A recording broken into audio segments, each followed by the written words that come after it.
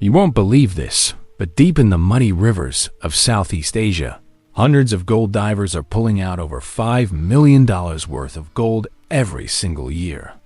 And they're doing it with nothing but their bare hands and simple metal trays. No big machines, no chemical processes. Just centuries-old techniques, sharp eyes, and the constant sound of running water. Let single quotes go there. In countries like Indonesia, Myanmar, and the Philippines, entire families make a living mining gold straight from rivers. But not just any rivers.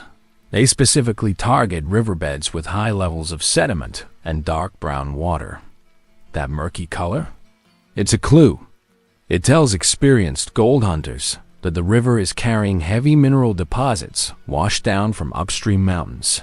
Before any diving begins, the miners scout the area during dry season. They look for signs like black sand, certain types of vegetation, and rocks stained with orange or reddish iron, indicators that gold might be trapped underneath. Some of them also dig small test pits near the riverbanks to check for visible flakes. But once the right spot is located, the real work begins. Underwater. These divers don't wear oxygen tanks, no wetsuits, just goggles, a hose for air, and often homemade compressors sitting on the boat above. One man stays on the surface, keeping the engine running. The other dives into muddy, zero-visibility water with nothing but a metal tray in hand, usually made of aluminum or steel, about the size of a cafeteria tray, curved like a shallow bowl. Underwater, he digs. With his bare hands, he scoops up gravel, mud, and sand from the bottom, places it on the tray, then slowly rises to the surface. Once back above water, he begins to shake the tray in a circular motion, letting water wash away the lighter material. What remains, heavier particles, could be gold. This isn't easy work. Each tray might take 15 to 20 minutes to fill, sort, and check. And sometimes, they go hours without a single flake. But then comes that moment, that shimmer. A small, golden speck that clings to the bottom of the tray. It's enough to keep them going. The river itself helps the process. Over thousands of years, erosion breaks gold from rocks upstream, and the current carries tiny pieces of it downriver. Gold, being heavy, settles in pockets and crevices along the riverbed. The best divers know exactly where to look. Behind large boulders, inside deep cracks, or under ledges where gold naturally collects. They use long steel rods to pry open rocks underwater. Sometimes they work in pairs. One diver loosens the sediment, the other collects it. Over time, they develop a mental map of the underwater terrain. They remember every curve, every hole, every corner where gold might settle, and what happens to the gold once it's found. They don't take it to big refineries. Instead, they often sell directly to local buyers on the same day. These buyers test the gold's purity using acid kits or electronic meters, then offer a cash price on the spot. The most skilled divers can earn several $100s per day, a fortune in local terms. But here's where it gets crazy. Some rivers are so rich in naturally occurring gold that groups of 10 or 20 divers, working side by side with nothing but trays, can extract over 10 kilograms of gold per month. That's more than $600,000 just from one stretch of water. Multiply that by multiple teams, and you start to see how these rivers produce over $5 million in raw gold every year, all without any large-scale equipment, all using techniques that haven't changed much in over 100 years. And it's not just men diving. In some regions, entire families participate. The men dive. The women wash the gravel again on shore using larger sieves and basins. And even children help collect the final particles. It's a synchronized operation run by instinct, tradition, and sheer determination. But it doesn't stop there. In the next part, we'll go even deeper into the tools they build themselves, how they upgrade their trays into full floating sluice systems and the genius techniques they use to extract ultrafine gold that the eye can barely see. Some of the most experienced gold divers have upgraded their metal trays over time, based on what they observed directly in the field. They realized that because gold is extremely dense, it tends to sink quickly, even in fast-moving water. So they began customizing their trays by adding small ridges along the bottom, shallow grooves hammered or welded by hand. These grooves act like natural traps. The water washes away the lighter sand and silt, but gold flakes and fine dust settle into the ridges and stay there. Others line the trays with small pieces of carpet or rubber matting, which increases the chance of catching ultrafine gold particles, especially in rivers where the gold appears as almost invisible golden powder. Over time, some of these divers transition from hand trays to building floating platforms. These are makeshift rafts made from plastic barrels, wooden planks, ropes, and salvaged boat engines. On these platforms, they install rotating drums, suction pumps, and long sluice boxes, the kind used in professional gold mining, but scaled down to fit on a raft. The setup is smart and efficient. A suction hose pulls sand and gravel directly from the riverbed, then dumps it onto a tilted sluice box. As the slurry flows down, a series of metal riffles and mats catch the gold, while everything else washes away into the river again. The system allows them to process a much larger volume of material without diving, sometimes up to 3 tons of sediment per day, increasing both safety and yield. The introduction of these mobile sluice platforms changed everything.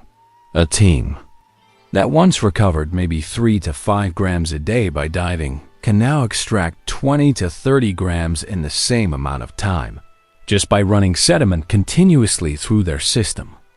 In regions where gold averages $60 per gram, that's over $1,500 per day.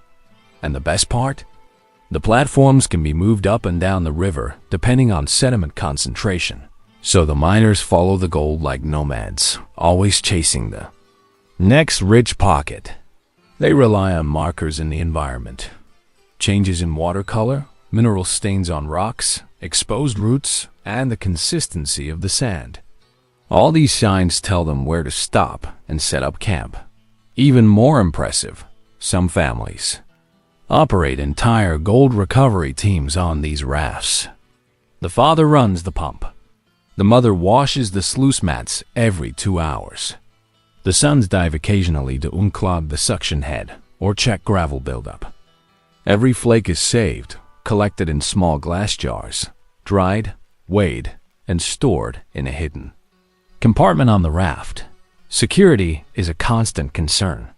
Some of these rivers run through lawless zones, where rival crews or opportunistic thieves might try to raid a successful team.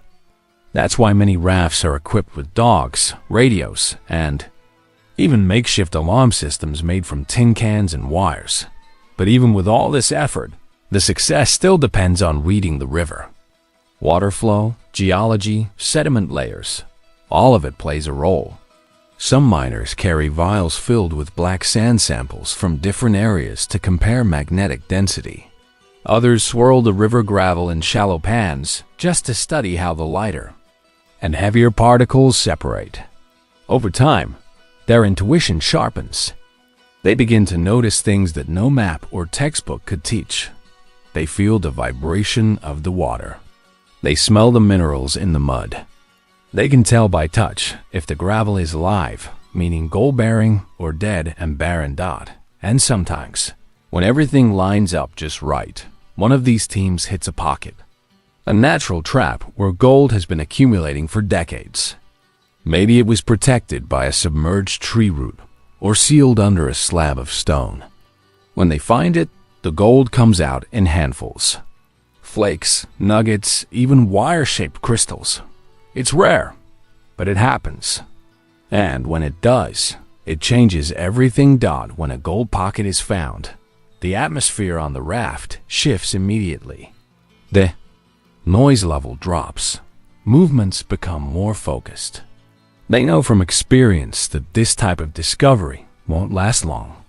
The river is unpredictable, and once disturbed, a rich deposit can scatter quickly. So they work fast. The suction pump runs non-stop. The sluice box is cleaned more frequently, and the mats are rinsed into special collection buckets every 30 minutes.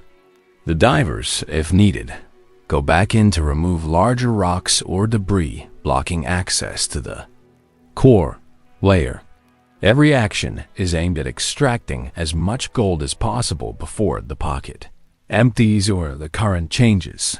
Some of the larger nuggets are found stuck between layers of clay or hidden in bedrock cracks.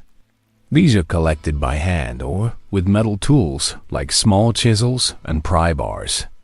The divers feel their way through the crevices since visibility is often near zero. They rely on the weight and sound, a dense clink against metal, a subtle resistance. When pulling from packed sediment, when a diver surfaces with a nugget the size of a fingernail, the entire crew knows they're sitting on a high-yield zone. That nugget alone could be worth hundreds, sometimes even thousands of dollars, depending on purity. As they work, the team manages constant water filtration. They rotate trays, clean mats, and check the tailings to ensure nothing is lost. The gold is too valuable to take chances. Some even add a second sluice box downstream to catch overflow, particles missed by the first one. In places where gold is extremely fine, they might use mercury or other traditional separation methods, though many are switching to more environmentally safe alternatives like centrifugal separators or magnetized sluices. Every gram counts. At the end of a long day, the team rinses all the collection mats, sieves the remaining sediment, and performs a final hand-panning step under better lighting conditions on shore or under a tarp on the raft. Once the gold is gathered and cleaned, it's weighed using small digital scales powered by solar chargers or portable batteries. Some miners immediately seal their gold in waterproof pouches, burying them on board or inside rock crevices along the shore. Others contact local buyers by radio or phone, arranging a meetup downstream where the gold is sold or traded for supplies. These buyers arrive in canoes or motorboats, test the gold with portable kits, and pay in cash, often in rolled bills wrapped in plastic to protect against humidity. There's rarely paperwork. Just a handshake, a nod, and the deal is done. But life on the river isn't just about mining. It's about survival. Between sessions, the crew repairs their equipment, cooks meals over open fires, and shares stories about past finds or near misses. Many have scars from accidents, underwater entrapments, or encounters with dangerous wildlife like snakes, stingrays, or even river leeches. Despite the risks, they return every season. Because even if a week passes with little to show, all it takes is one good day, one pocket, to change their entire year. Gold diving on muddy rivers isn't a job. It's a system, a rhythm, a way of life, passed down through generations, evolving with time, yet still rooted in the same basic principle: water, metal, and patience. The river gives and the river hides. Those who understand it, truly read it, can build a fortune with nothing but a tray and a motor. During the dense dry season, when water levels drop, some teams take advantage of the exposed riverbanks to dig directly into the sediment. They build makeshift dams using rocks, sandbags, and wooden boards to redirect the water and isolate small sections of the riverbed. This allows them to work in areas that were completely submerged just weeks before. Here, the process becomes more physical. Without the help of water to carry material through the sluice, they shovel sediment by hand into large pans or buckets, then manually wash it using a series of classifiers. The layering of soil becomes a map: dark clay, orange silt, gravel, And finally, a thin black line that usually indicates heavy mineral concentration. That's where the gold hides dot in some regions. Gold divers adapt their techniques to seasonal changes.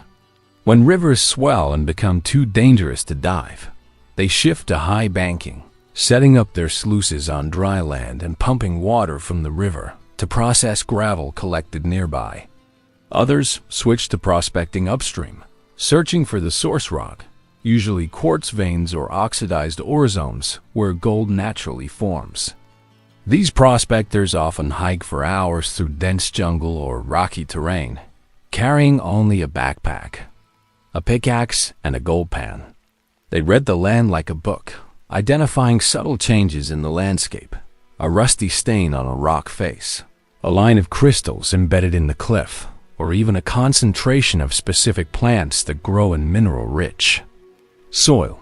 Back on the water, the most successful divers are those who combine old-school techniques with practical engineering. Some modify their engines to run quieter and use less fuel. Others build flexible suction heads that can reach deep cracks without damaging the bedrock. There are even those who design their own sluice mats using recycled bicycle inner tubes, cut and arranged in layers to mimic commercial riffles. These innovations might seem simple, but they dramatically increase gold retention, especially when working with microparticles. Every improvement is the result of trial, error, and shared knowledge. On the river, good ideas spread fast. One diver finds a way to double his daily output, and within a week, everyone is doing it. Alongside the gold extraction, there's a parallel economy built around these operations. Local communities provide fuel, spare parts, food, and lodging for traveling teams. Small repair shops appear along the riverbanks, offering welding, engine tuning, and even custom sluice building. Markets emerge in nearby towns where gold divers gather on weekends to buy gear, sell their finds, or simply rest. Some divers reinvest their earnings into better equipment, gradually upgrading from manual trays to semi-mechanized platforms.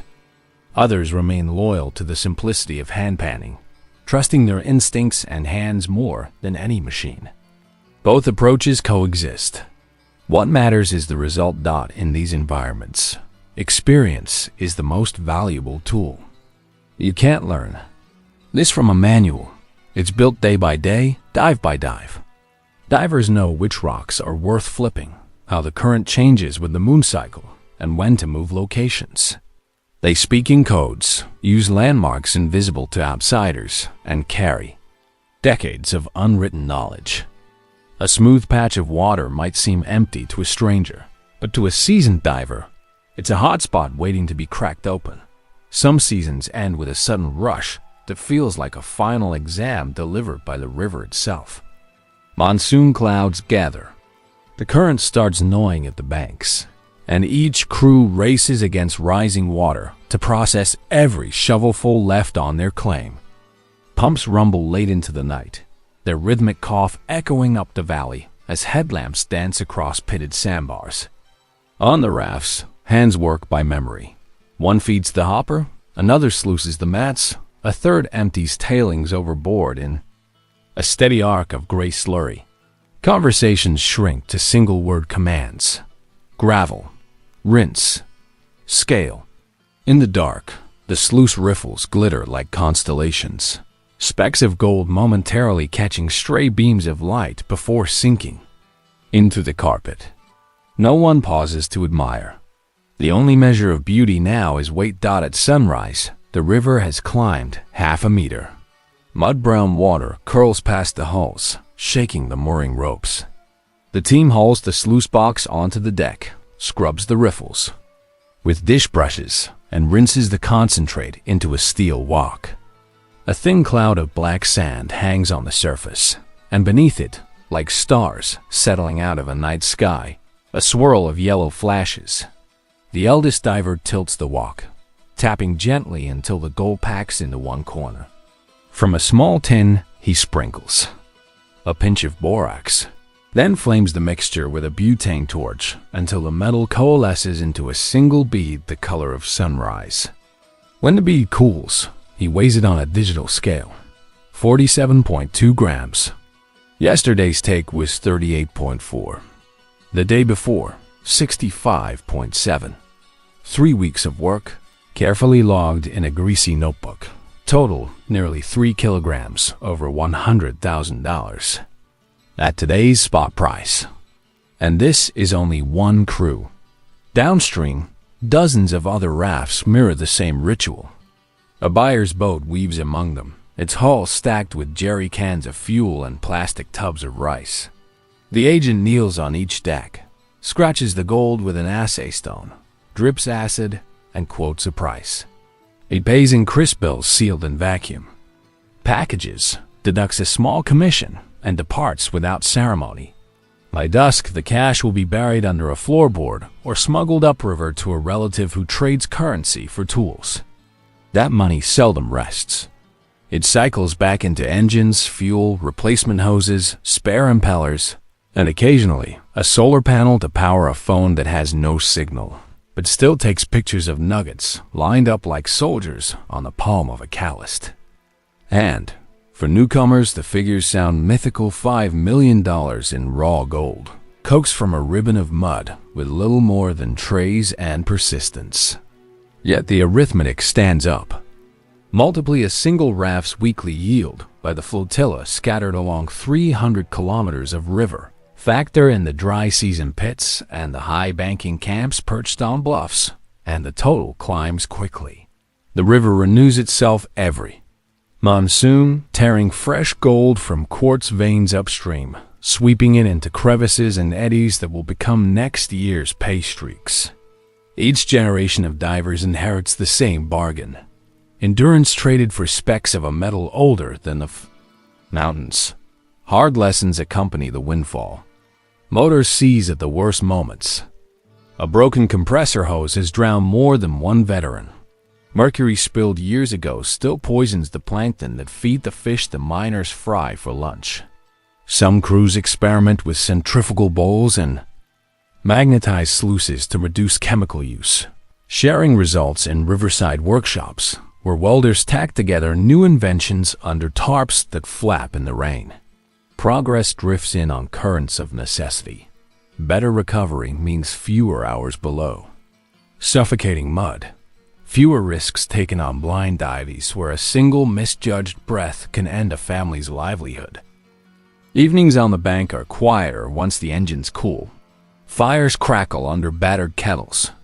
Steam rises from dented pots of river shrimp and wild greens. Laughter returns as fatigue loosens tongues. Stories circulate of legendary pockets rumors. Of a boulder split open like an egg revealing a honeycomb of nuggets, or a hidden bench deposit that paid for 3 houses and a new diesel truck. No one knows the exact coordinates, but every diver claims a cousin who almost found it. Dreams expand in the smoke. A bigger raft next season, a secondary sluice line, maybe a certificate school for the children in town.